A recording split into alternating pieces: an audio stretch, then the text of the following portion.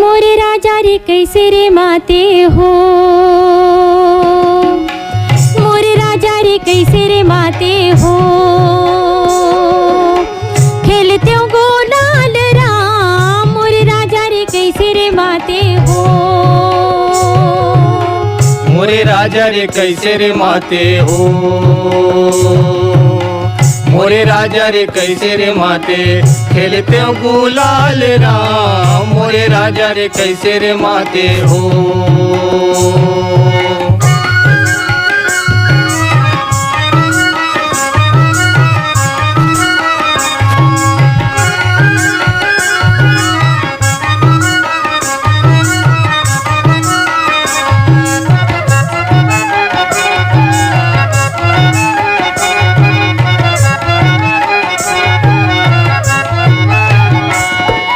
दूध दही के पूरा बहागे, दूध दही के पूरा बहागे, लेवना के बांधे पार हो,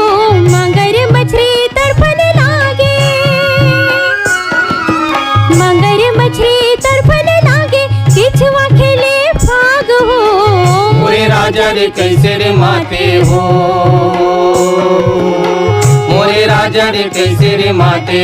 खेलते हो गुलाल राम, मोरे राजा रे कैसे रे माते हो।